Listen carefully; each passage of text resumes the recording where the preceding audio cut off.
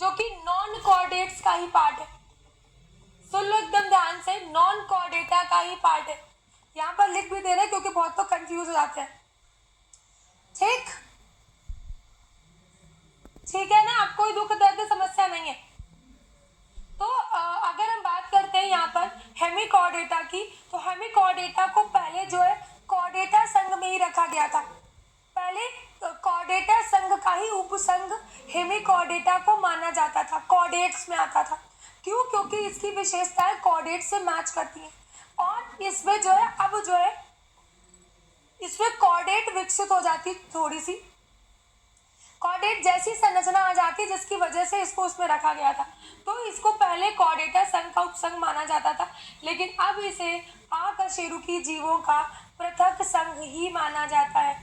लेकिन अब हमने इसे नॉन कॉर्डेट्स में ही शामिल कर लिया है। पहले इसको कॉर्डेट्स के सब फाइलम के अंतर्गत माना जाता था। ठीक है, तो हो सकता है इसमें भी कुछ क्वेश्चन बना करके आपसे पूछ ले। एकदम आराम आराम से चल रहे हैं ताकि तुम सुनते जाओ, चीजें होती जाएंगी। नोट्स पढ़ते जाओगे। नोट्स को हम इस वजह से भी पढ़ते, कुछ लोगों को इशू है कि मैम पन्ना खाली पढ़ देती है। ये होता क्या है कि जब हम लोग रिवीजन करते हैं, पढ़ते हैं, तो तुमको चीजें याद आ रही होंगी। सारे लाइन्स तुम्हारे पढ़े हुए होंगे ना, सारे लाइन्स तुम्हारे पढ़े हुए होंगे तो तुम जल्दी से रिवाइज कर पाओगे। ठीक है, बताया तो बाकी वाफिया इसमें जैसे होता है ना कि जो कशेरुक में कशेरुक दंड आ जाती, उसके जैसा संरचना इसमें देखा गया। ठीक है, यानी आप समझ सकते हो हेमिकॉर्डेटा, हेमी मतलब होता है आधा, कॉर्डा मतलब होता है रज्जु, आधी रज्जु देखी गई, आधी रज्जु देखी गई। ठीक है, तो हेमिकॉर्डेटा में एकॉर्न, वर्म और प्लेरोब्रांक्स, ये सारी ये कह सकते हो कि लगभग 100 प्रजातियां इसके अंतर्गत आती है। हेमिकॉर्डेटा फाइलम में कितनी स्पीसीज आती हैं? तो लगभग 100 स्पीसीज आती हैं, जिसमें कि तुम्हारे एकॉर्न और प्लेरोब्रांक्स ये आती हैं। इसका मतलब होता है कि आधा रज्जु है इसमें देखने को मिलता है। ये जीव विशेष रूप से समुद्री होते हैं और कहाँ पर पाए जाते हैं? तलछटी पर पाए जाते हैं। ये तलछटी पर पाए जाते हैं, विशेष रूप से समुद्र में होते हैं और तलछटी में पाए जाते हैं। लगभग 100 स्पीसीज इसके अंतर्गत आती हैं। पहले कॉर्डेटा के सब फाइलम में रखा गया था, लेकिन बाद में इन्हें नॉन कॉर्डेट्स में ही शामिल कर दिया गया। जनरल कैरेक्टरिस्टिक की बात करते हैं तो ये केवल और केवल समुद्र में ही निवास करते हैं, केवल और केवल समुद्र में ही निवास करते हैं। कुछ हमारे सॉलिटरी होते हैं यानी अकेले रहते हैं, कुछ हमारे कॉलोनियल होते हैं यानी ग्रुप में रहते हैं, और ज़्यादातर ये जो है नलिका निवासी होते हैं, प्रायः नलिका निवासी ट्यूबिकुलस होते हैं, ट्यूब के जैसी संरचना उसमें निवास करते हैं।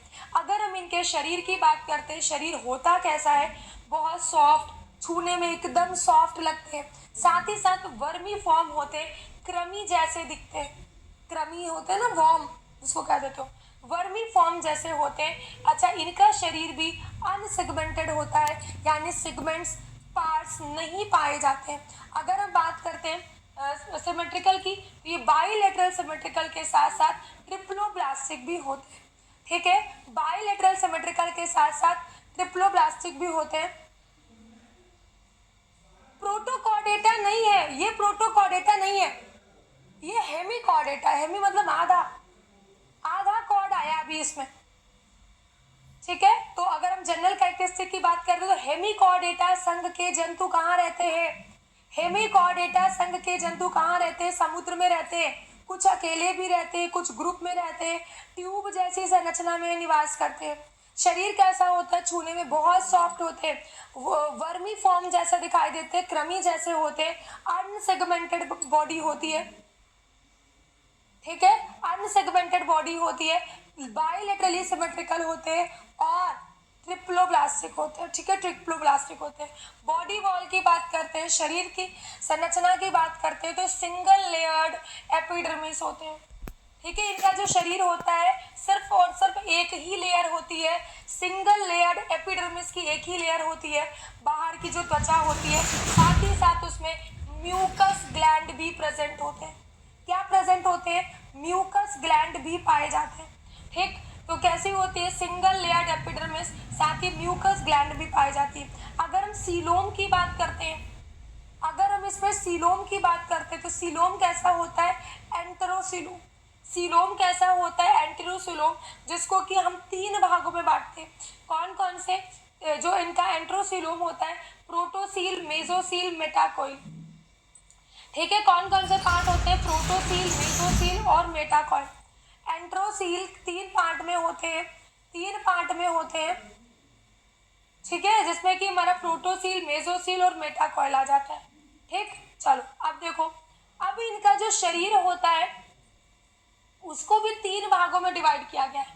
पहले डायग्राम दिखा देते, इनके शरीर को 3 भागों में डिवाइड किया गया है। ये तुम्हारा बैलेनोग्लॉसस का स्ट्रक्चर है, इंपॉर्टेंट है, यहाँ से क्वेश्चन पूछ लिया जाता है। बैलेनोग्लॉसस,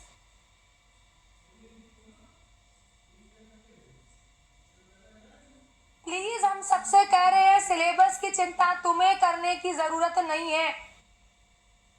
आप चाहे हमसे पन्ने कॉपी पर लिखवा लो, अगर तुम ये चिंता कर रहे हो कि सिलेबस कैसे होगा तो फिर आप ना यहाँ से हो।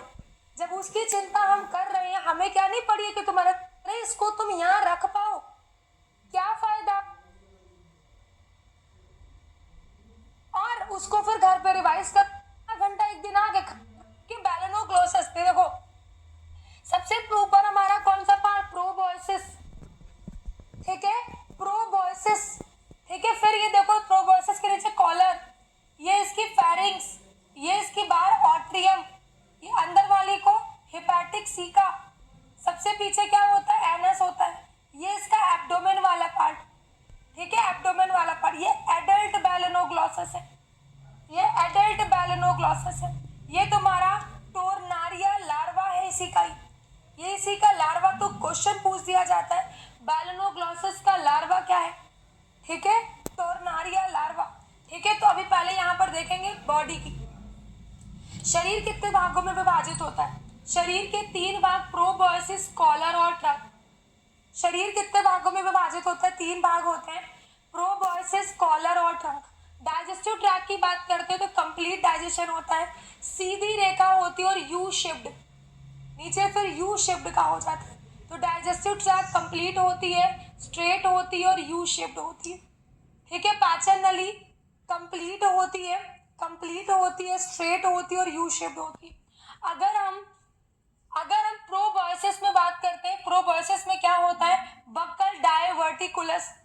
ठीक है, जो हमारा प्रोबॉयसिस होता है उसमें क्या होता है, बक्कल डायवर्टिकुलस। इसको पहले नोटोकॉर्ड समझा जाता था। मतलब होता क्या था, इसमें ना कहते हैं कि पूरी तरीके से विकसित नहीं, बट कहते हैं कि हेमिकॉर्डेटा में नोटोकॉर्ड पाई जाती है, नोटोकॉर्ड पाई जाती है, जिसकी वजह से हम लोग इनको कॉर्डेट्स में रखते थे। ठीक है, तो ये प्रोबॉयसिस में ही जो बक्कल डायवर्टिकुलस होता है, इसको पहले कहा जाता है कि ये तुम्हारी नोटोकॉर्ड है। ठीक है, बाद में चेंज हुआ।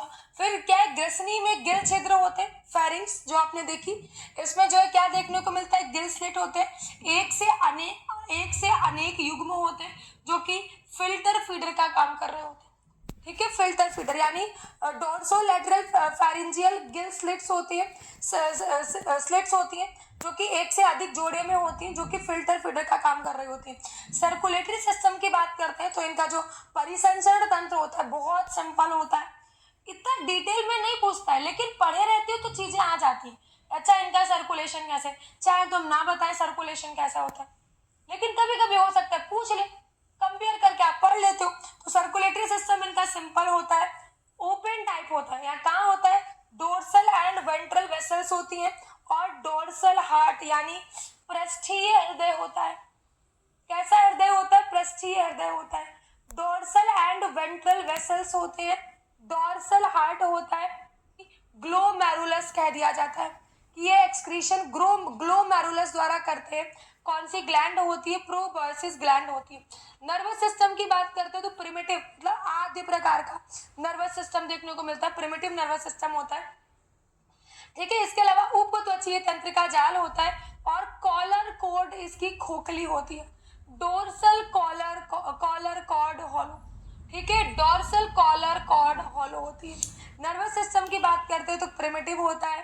ठीक है, उपत्वचीय तंत्रिका जाल होता है और कॉलर कॉर्ड खोखली होती है। रिप्रोडक्शन की बात करते हैं, प्रजनन की बात करते हैं, तो मेनली ये सेक्सुअल होते हैं, सेक्स से सेपरेट होते हैं और इसमें एक या एक से अधिक गोनाड्स भी प्रेजेंट होते हैं, एक या एक से अधिक गोनाड्स भी प्रेजेंट होते हैं।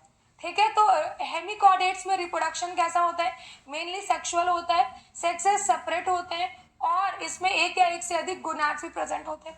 फर्टिलाइजेशन कैसा होता है, तो समुद्र के जल में एक्सटर्नल फर्टिलाइजेशन देखने को मिलता है। ठीक है।